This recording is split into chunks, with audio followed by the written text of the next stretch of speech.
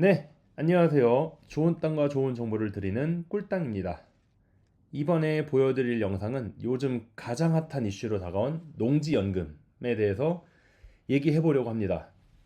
사실 농지연금이라는 제도는 12년 전에 한국농어촌공사에서 만든 제도인데요. 왜 요즘에 들어서 핫해진 이슈가 되었는가 곰곰이 생각해 봤습니다. 그러다 유튜브 알고리즘에 뜨는 뉴스의 대부분 은퇴하는 베이비 부모 세대들의 가장 큰 고민이 바로 노후 준비라고 하더라고요. 준비는 안 했는데 생각지 못하게 빠르게 은퇴를 해버리게 돼서 남은 노후를 어떻게 보내야 하는지 걱정들이 많더라고요. 실제로 생계에 직격탄으로 위험에 빠뜨리는 게 유병장수인 것 같습니다. 생각지 못하게 병을 갖고 너무 오래 살아버리는 것이 큰 위기라고 하네요. 이러한 상황들을 해결하기 위해서 우리나라 5천만 국민 중 5분의 1을 차지하고 있는 천만 베이비 부모 세대들의 고민을 해결해 줄 요소가 바로 농지연금이 아닌가 생각이 듭니다. 내 자식들이나 내 형제들이 소득이 없는 나를 부양해 줄 수 있을 정도로 여유는 다들 없기 때문이죠. 스스로 무언가를 만들어 나가야 합니다. 더 자세한 것은 이따가 뒤에 자세히 설명드릴 테니까 꼭 영상 끝까지 시청해 주시고 구독 아직 안 하셨다면 바로 구독과 좋아요 눌러주세요. 자, 바로 시작합니다. 지금 보시는 화면처럼 농지연금을 잘 설명해 주는 자료를 가져와 봤는데요. 자료를 보면서 차분히 설명해 보도록 하겠습니다. 지금 이 자료는 농지은행이라는 사이트에 나와 있습니다. 이렇게 네이버에 농지연금을 검색해 보시면 농지은행 통합 포털이 있습니다. 이쪽을 들어가셔서 상단 카테고리에 농지연금 사업 안내를 들어가 보시면 여기에 농지연금 소개가 있습니다. 여기 보시면 이렇게 노후 컨설팅 잠재 고객용이 있고 기가입자용이 있습니다. 아직 가입을 하지 않으신 잠재 고객용 분들은 이렇게 잠재 고객용을 눌러보시면 이렇게 나와 있습니다. 든든한 농지연금 그리고 튼튼한 노후 설계라고 나와 있습니다. 사실 여기서 지금 첫 번째 안내 표기가 나와 있는 게 뭐냐면 2022년부터 농지연금 가입 연령이 만 60세로 낮아졌습니다. 라고 표시가 되어 있습니다. 이전에는 가입 연령이 만 65세였는데 아무래도 60세로 낮아진 것은 은퇴 자금이 필요한 분들을 위해서가 아닌가라는 생각이 좀 들었습니다. 다음 페이지로 보시면서 천천히 볼게요. 이렇게 목차도 있고요. 목차에 보니까 노후에 대한 인식 변화, 노후 준비, 건강에 대한 얘기도 있고요. 재무 관리도 얘기가 나와 있네요. 이렇게 농지연금 이야기도 있고, 나머지 농지연금 홍보 영상도 있고, 농지연금 조회하기도 있습니다. 이렇게 좀 깔끔하게 나와 있는 자료들이 있네요. 여기 보시면은 농지연금에 대해서 일단 설명하기 전에 아무래도 연금에 대한 또는 노후에 대한 인식 변화, 그러니까 니즈에 대한 설명이 있습니다. 부모 부양을 누가 해야 하는가부터 이렇게 다가온 노후에 대한 위기 인식을 이렇게 부여하는 것 같습니다. 가족이 해야 한다라고는 과거에는 2022년도에는 대개 70%가 그렇게 생각을 했는데 요즘 들어서는 이렇게 26%로 떨어진 걸 이제 결과로 볼 수 있고요. 또는 이제 사회 기타가 해야 한다에 대한 비중이 좀 많이 올라갔습니다. 그리고 또는 부모 스스로 해결해야 한다가 과거에는 없었는데 이제는 스스로 해야 된다는 인식이 좀 올라온 상황입니다. 이렇게 건강, 재무, 인간관계, 일, 여가 이렇게 비율적으로도 이렇게 표시가 되어 있고요. 재무적으로 정말 안내가 잘 되어 있습니다. 이렇게 얼마 정도 필요한지를 정확하게 알지 못하기 때문에 개인적 연금을 얼마를 가입해야 되며 얼마를 준비해야 되는지는 아무도 잘 모릅니다. 그런 것들을 잘 표시해 준 부분이고요. 고령자가 오히려 연간 진료비는 더 많이 쓴다라고 이제 표시를 해줬습니다. 일반적으로 젊었을 때는 병원을 잘 안 가기 때문에 한 153만 원 정도를 평균적으로 쓴다 하면은 그것의 3배는 쓴다라고 이제 나와 있습니다. 물론 이제 더 쓰는 사람도 있겠죠. 이렇게 지역별, 직업별로 노후 준비 여부는 이렇게 표시가 되어 있네요. 직업적으로는 사무직들은 노후 준비가 잘 되어 있는 반면에 전문적인 사람들이나 서비스직은 잘 안 되어 있고 농어업적인 사람들도 잘 안 되어 있습니다. 이 농어민을 위해서 사실 만든 게 그래서 농지연금인 것 같습니다. 그리고 밑에 농지연금과 일반 금융기관 농지담보대출 비교라고 되어 있네요. 제가 조금 나중에 설명 다시 드리겠지만 왜 담보대출과 농지연금을 이렇게 비교했을까라고 했을 때 사실 농지연금은 연금이 아닙니다. 농지를 담보로 한 대출입니다. 근데 농지담보대출은 계약했을 때 일시금으로 지급을 하지만 이거는 대출 방식이 매월 분할 지급이 있기 때문에 이렇게 농지담보대출과 비교를 해서 나와 있는 것 같습니다. 그래서 이자율도 고정적으로 2% 또는 변동 1.14%라고 표시가 되어 있습니다. 농지연금을 신청할 수 있는 자격에 대해서 또 표시가 되어 있는데요. 농지연금을 가입할 수 있는 조건은 일단은 연령이 60세, 만 60세 이상인 자만 가능하고요. 그리고 영농 경력은 농사를 5년 이상 지으셔야 됩니다. 무조건 연속적으로 5년을 지어야 된다는 건 아니고요.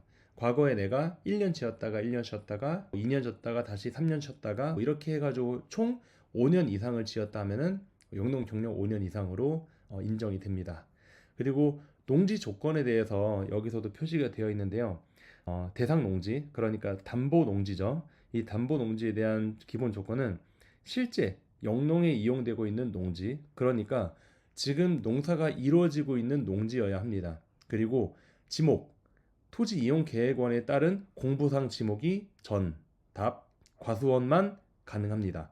목장 같은 그런 것들도 어떻게 보면 농지라고 볼 수 있겠지만 그런 것들은 불가하다는 점, 잡종지, 임야 이런 것들은 농지연금에는 부합하지 않습니다. 그리고 이 농지를 실제로 2년 이상 보유를 했어야 됩니다. 매매나 증여 또는 경매 이렇게 있겠죠. 그렇다 했을 때 내가 보유를 한 지 2년이 넘어야 했는데 2년이 되지 않고 바로 신청은 불가하다는 뜻입니다. 그런데 여기 봤을 때 상속받은 농지는 피상속인, 그러니까 아버지께서 돌아가셔서 그 아들이나 다른 이제 상속받을 사람에게 상속을 해준 그런 상속된 농지를 말합니다. 그 농지가 아버지께서 그 전에 보유를 2년 이상 하셨다라고 하면은 그 보유 기간까지 포함한 이제 기간을 말하는 겁니다. 그래서 자녀가 2년을 보유하지 않아도 아버지께서 2년을 보유하신 이후에 상속을 하셨다면은 가능합니다. 대상 농지의 위치는 이 농지연금을 신청하는 그 본인의 주소지, 지금 등록되어 있는 그 주민등록상으로 등록되어 있는 주소지와 그 해당 담보 농지와의 소재지가 동일한 시, 군, 구에 있어야 되고요. 또는 그와 연접한 시, 군, 구입니다. 그리고 또는 주소지와 담보 농지까지의 직선거리가 30km 이내의 조건이어야 합니다. 이 세 가지 조건을 한 가지만 조건에 부합하면은 신청할 수 있는 대상 농지의 위치입니다. 예를 들어서 제가 살고 있는 지역이 경기도 오산시다라고 했을 때 오산시와 연접되어 있는 시가 좌측으로는 화성시, 오른쪽으로는 용인, 그리고 위쪽으로는 동탄이 화성시죠. 그리고 아래쪽으로는 평택시가 있죠. 그래서 이렇게 연접되어 있는 시들에 있는 농지를 가지고 있다라고 하면은 신청이 가능합니다. 그런데 농지 조건에서 가입 제한이 있습니다. 이 위에 있는 조건들에 다 부합하다 하더라도 아래처럼 가입 제한의 조건이 있는데요. 그 농지에 저당권이나 제한물권, 압류 등 소유권 이외의 권리가 설정되어 있는 농지는 불가합니다. 하지만 여기에 이제 어떤 은행에 예를 들어 내가 이 농지에 담보로 농지 가격은 1억인데 농지 담보로 한 1,000만 원 정도 내가 대출을 했습니다. 담보 대출을 했죠. 그 농지 최고액이 1억 정도 되니까 1억 정도의 15%니까 1,000만 원이면은 미만 맞죠. 그럴 때는 가능합니다. 하지만 예를 들어 3천만 원, 4천만 원 이렇게 채권 최고액의 15%를 넘어가게 되는 경우의 농지들은 이제 불가합니다. 그리고 두 번째로 농업용 목적이 아닌 시설 또는 불법 건축물이 설치되어 있다면 가입이 제한됩니다. 그리고 본인 및 배우자 이외에 자가 공동 소유한 농지. 이 말이 무슨 말이냐면 이 농지가 내 거지만 예를 들어 이제 다른 가족들이나 부부 말고 다른 뭐 자녀들 또는 이제 다른 형제들 아니면 저희 부모님 이렇게 농지를 같이 소유하고 있는 상태에서 농지연금을 신청하는 것은 불가합니다. 오로지 본인 소유 또는 부부 간의 공동 소유만 신청이 가능합니다. 이 점 정확하게 잘 알고 신청을 하셔야 될 것 같습니다. 그리고 요즘에 가입 제한에 또 새로 포함된 부칙이 있는데요. 경공매를 통해서 소유한 농지는 불가하다고 표시가 되어 있습니다. 근데 그 밑에 단 소유 기간이 2년이 넘어가게 되면 인정한다라고 이제 표시가 되어 있습니다. 그 부분도 잘 알고 신청을 하셔야 될 것 같습니다. 그리고 도로상 맹지도 불가합니다. 지금 여기엔 적혀 있진 않는데 길이 없는 맹지도 불가합니다. 하지만 여기서도 무조건 길이 없다라고 하는 맹지가 다 안 되는 건 아니고요. 맹지들 중에서 공부상 도로가 없다 뿐이지 실질적으로는 농사를 짓기 위해서 농기계가 왔다 갔다 하는 그런 진출이 가능한 현황도로가 있다라면, 그러니까 농업용 도로죠. 농로가 있다라고 하면은 그거는 인정이 됩니다. 예, 그런 것도 좀 잘 참고하시면 될 것 같습니다. 이렇게 제가 기본적으로 농지연금에 대해서 조금 설명을 드리긴 했는데 그래도 이렇게 질문이 많이 나옵니다. 어떤 농업인이 있네요. 이렇게 농사를 10년 지었고 나이는 74세인 어느 한 농업인이 계신데 농지연금을 받을 수 있나요? 하니까 이렇게 만 60세 이상이면 되시고 영농 경력이 5년 이상이시면은 가능하시고 지금 현재 소유하고 계신 농지가 전답 과수원이시면 됩니다. 라고 이렇게 대답을 친절하게 해주십니다. 두 번째 질문이 한 달에 그러면 얼마 받을 수 있나요? 라고 했을 때 가령 농지가 2억인 경우에는 한 달에 약 96만 원 정도 받을 수 있습니다. 라고 말씀 주십니다. 여기에서도 지금 예를 들어서 이렇게 2억 원 경우라고 이제 말씀 주셨는데 그리고 종신 정액형으로 선택했을 때 이렇게 월 약 96만 원 수령할 수 있다라고 표시되어 있는데 이렇게 또 바로 질문 주시네요. 그렇다면 종신형 말고 다른 지급 방법은 또 있나요? 종신형, 기간형 이렇게 두 가지가 있습니다. 또 종신형에서도 또 세부적으로 또 다양한 것이 있고 기간형 중에서도 다양하게 두 가지가 있습니다. 그것도 뒤에서 다시 알아볼게요. 그리고 신청은 관할 지사에서 신청이 가능하고요. 바로 신청했을 때 이렇게 신분증이나 등기부등본, 부동산 종합증명서, 농지대장 또는 경영등록체 확인서가 필요합니다.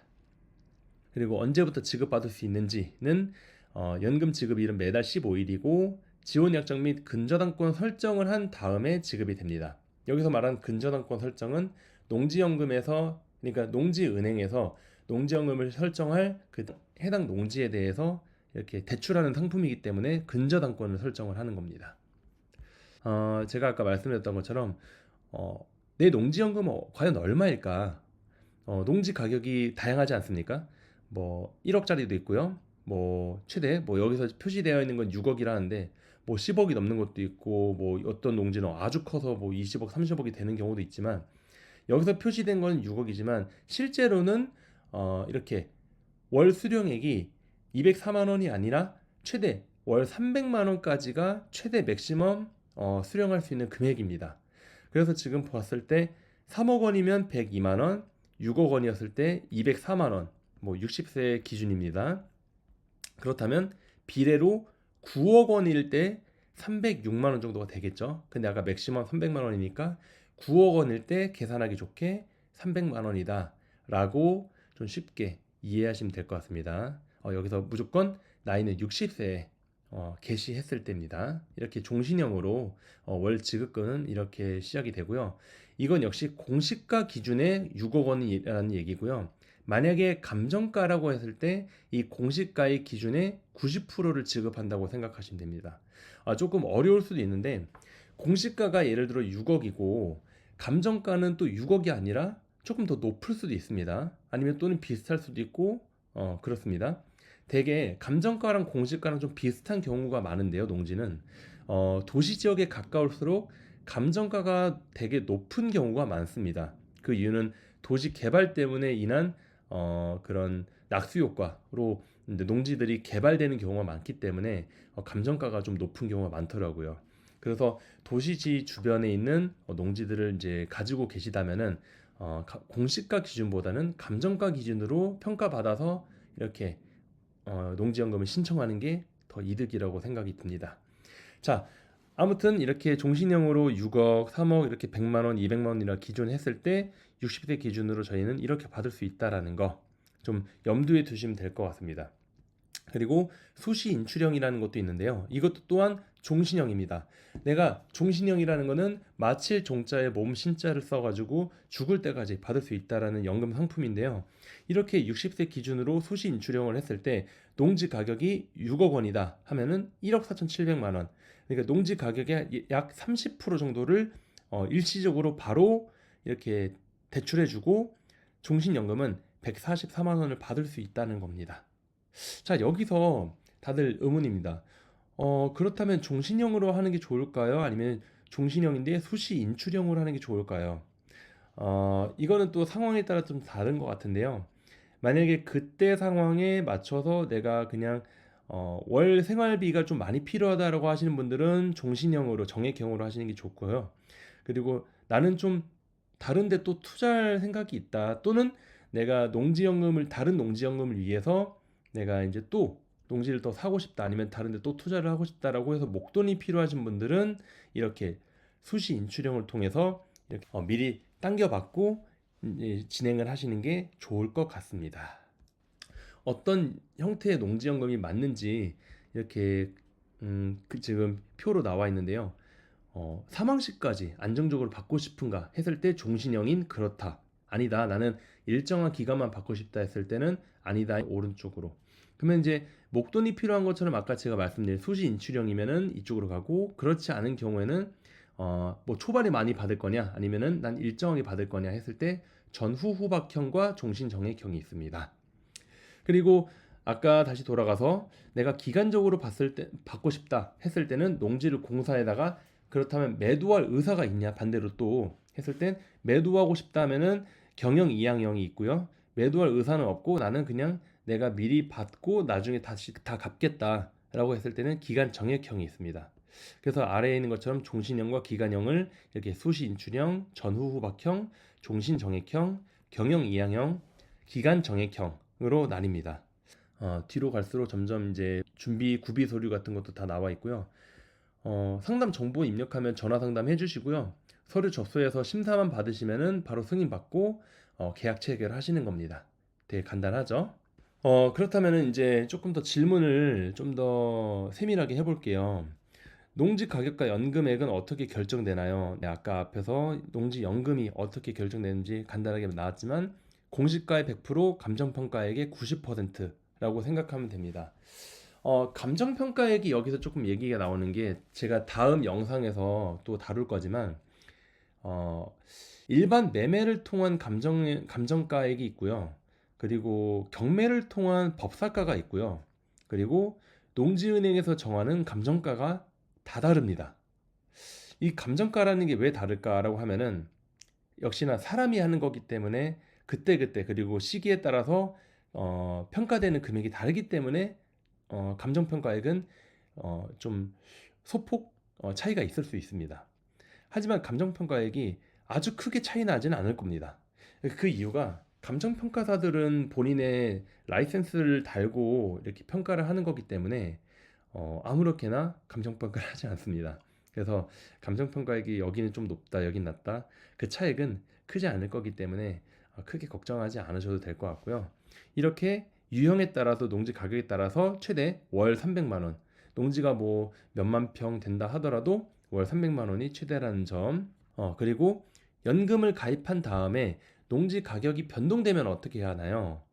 저는 이 점이 조금 이제 안정적이라고 생각이 드는 이유가 뭐냐면 내가 탄 땅 주변이 너무 이렇게 개발 호재가 떨어지거나 호재가 없어져서 또는 이제 농지에 대한 내 농지에 대한 그 자체 감정 가액이 점점 떨어져서 내가 맡겼던 금액보다 평가된 금액보다 떨어져서 나는 이 연금액을 받을 자격이 안 돼요, 사실은. 너무 미안하기도 하고. 하지만 변동되더라도 농지 가격이 오르거나 내리더라도 연금액은 그대로 지급된다라고 이렇게 설정이 되어 있고요. 오히려 농지 가격이 내려가면 사실 우리 이득이죠. 받는 사람 입장에서는 이득인데 반대로 오른다 하더라도 연금액은 그대로 지급됩니다. 이때는 조금 아쉽죠. 연금액이 좀 올랐으면 좋겠는데 이러면 너무 욕심쟁인가요? 그럴 때 농지 가격이 오르면은 이제 선택을 하시면 됩니다.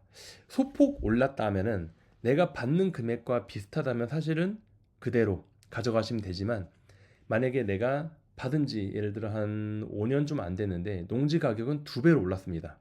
그러면은 최대 월 300만 원이라고 계산을 해볼게요. 월 300만 원이면 아까 농지 가격 9억이죠.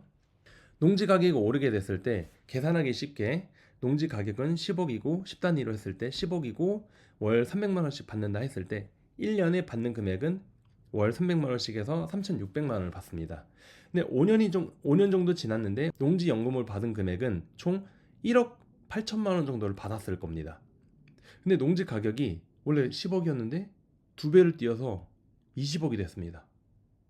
이랬을 때 굳이 농지연금으로 기다려서 내가 계속 수령하는 게 좋을까요? 아니면 지금 당장 내가 받았던 농지연금 1억 8천만 원을 상환하고 농지를 처분한 다음에 20억을 받아서 다른 농지를 구비하고 남은 차액으로 내가 또 다른 곳에 투자하고 또 내가 사고 싶었던 차나 다른 아파트로 이사 가거나 하는 게 좋을까요? 목돈으로 쓰는 게 좋겠죠, 아무래도. 그렇게 올랐을 때는 농지연금을 해약을 하시고 다시 가입을 하신 다음에 다른 쪽으로 목돈을 쓰시면 좋습니다. 그렇기 때문에 농지연금 해약률이 생각보다 높습니다.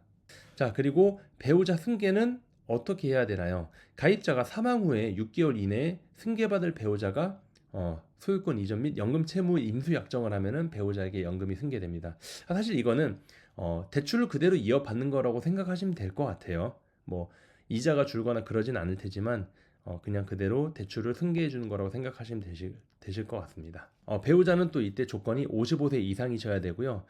배우자가 없다, 승계받을 사람이 없다라고 하면은 그대로 자녀들에게 상속이 되고 농지연금 지킴이 통장이라는 것은 민사집행법상 최저 생계비인 185만 원까지는 압류가 되지 않는다라는 것입니다. 그리고 연금 수급 중에 계약 해지가 가능한가요? 네, 아까 제가 말씀드렸던 것처럼 농지 가격이 너무나도 많이 뛰게 되면은 채무를 빨리 상환을 한 다음에 해지를 해서 농지를 판매하는 게 아무래도 처분하시는 게 좋겠죠. 하지만 어, 계약을 해지했다고 해서 다시 가입이 안 되는 건 아닌가요? 아닙니다. 바로 또 가입이 가능합니다. 가입이 가능하기 때문에 그런 것들은 걱정 안 하셔도 될 것 같습니다. 네, 이렇게 농지연금에 대한 설명은 이렇게 마무리되는 것 같습니다. 제가 농지연금에 대해서 좀 많이 알아봤는데 농지연금에 대해서 가타부타 이야기가 정말 많더라고요. 뭐 누구는 너무 좋다, 누구는 좀 이렇게 그 맹점이 있다, 누구는 그 허황된 이야기다, 뭐 누구는 또 그 수시 인출형이 안 된다. 네, 정말 많은 댓글들과 많은 이야기들을 많이 들었습니다. 그런데 이 취지가 뭔지를 정확히 파악을 하시는 게 정말 중요한 것 같습니다. 사실 이름 따라서 농지연금은 농업인을 위한, 그러니까 아까 앞장에서 본 것처럼 농업인이 가장 노후 준비가 안 되어 있습니다. 그들을 위한 아무래도 이제 최저적으로, 그렇다 해서 엄청나게 큰 혜택이 아니라 최저인 것 같아요. 이게 만약에 큰 혜택이라 하면은 뭐 담보 대출이 아닌 정말 농지를 가지고만 있으면은 뭐 직불금이 아닌 정말 농지 연금으로서 농지를 담보로 이렇게 좀 더 많은 연금액을 더 주는 게 맞다고 보지만, 그래서 농업인을 위한 농지 연금으로서 가장 이 상품의 본질이다라고 생각을 하시면서 우리나라 지금 60세에 가까운 이제 넘어가신 분들이나 다가오시는 이 베이비 부모 세대분들의 노후에 이게 무조건 만능이다라는 건 아니지만 이걸 통해서 조금이라도 어, 해결 방안의 하나로서 그들의 이제 노후를 조금이라도 더 풍요롭게 좀 더 안정적으로 굴릴 수 있는 방안이 아닌가.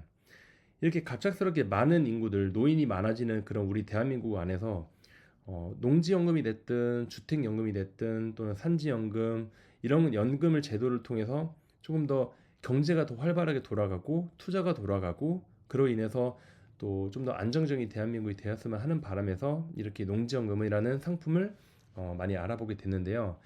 더 집중적으로 그렇다면 어떤 농지를 구해야 되고, 그리고 농지연금에 조금 더 자세한 내용들이 어떤 것이 있을까라고 하는 것들은 제가 다음 영상에서 다시 올려드리도록 하겠습니다.